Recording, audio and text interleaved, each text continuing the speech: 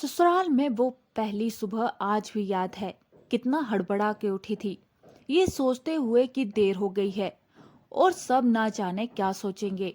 एक रात ही तो नए घर में काटी है और इतना बदलाव, जैसे आकाश में उड़ती चिड़िया को किसी ने सोने के मोतियों का लालच देकर पिंजरे में बंद कर दिया हो। शुरू के कुछ दिन तो यूं ही गुजर गए। हम घूमने बाहर चले गए। जब वापस आए तो सासू माँ की आंखों में खुशी तो थी, लेकिन बस अपने बेटे के लिए ही दिखी मुझे। सोचा शायद नया नया रिश्ता है, एक दूसरे को समझते देर लगेगी। लेकिन समय ने जल्दी ही एहसास करा दिया कि मैं यहाँ बहू हूँ, जैसे चाहूँ वैसे नहीं रह सकती। कुछ कायदा मर्यादा है जिसका पालन मुझे करना होगा। धीरे धीरे बात करना, धीरे से हंसना, सबके खाने के बाद खाना, ये सब बातें जैसे अपने आप ही आ गईं। घर में माँ से भी कभी कभी ही बात होती थी। धीरे धीरे पीहर की याद सताने लगी। ससुराल में पूछा तो कहा गया अभी नहीं, कुछ दिन बाद। जिस पति ने कुछ दिन पहले ही मेरे माता पिता से ये कहा था कि पास ही तो है, कभी भी आ जाएगी, उनके भी सुर बदल गए। अब धीरे धीरे समझ आ रहा था कि शादी कोई खेल नहीं, इसमें सिर्फ घर नहीं बदलता, बल्कि आपका पूरा जीवन ही बदल जाता है। आप कभी भी उठ के अपने पीहर नहीं जा सकते, यहाँ तक कि कभी याद आए तो अब आपके पीहर वाले भी बिन पूछे नहीं आ सकते। पीहर का वो अल्हड़पन, वो बेवफा हंसना, वो झूठे मुंह रसोई में कुछ भी छू लेना, जब मन चाहे तब उठना, सोना, नहाना, सब बस अब यादें ही रह जाती हैं।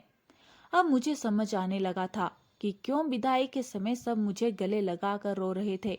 असल में मुझसे दूर होने का एहसास तो उन्हें हो ही रहा था, लेकिन एक और बात थी जो उन्हें अंदर ही अंदर परेशान कर रही थी कि जिस सच से उन्होंने मुझे इतने साल दूर रखा, अब वो मेरे सामने आ ही जाएगा। पापा का ये झूठ कि मैं उनकी बेटी नहीं बेटा हूं, अब और दिन नहीं छुप पाएगा।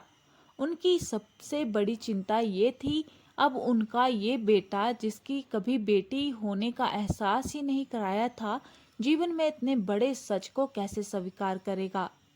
माँ को चिंता थी कि उनकी बेटी ने कभी एक गिलास पानी का नहीं उठाया तो इतने बड़े परिवार की जिम्मेवारी कैसे उठाएगी। सब इस विदाई और मेरे पराये होने का मर्म जानते थे, सिवाय मेरे। इसलिए सब ऐसे रो रहे थे जैसे मैं डोली में नहीं, अर्थी में जा रही हूँ। आज मुझे समझ आया कि उनका रोना गलत नहीं था।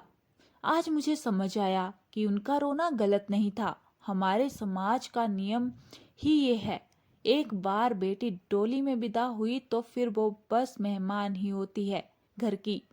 फिर कोई चाहे कितना ही क्यों ना कह ले कि ये घर आज भी उसका है।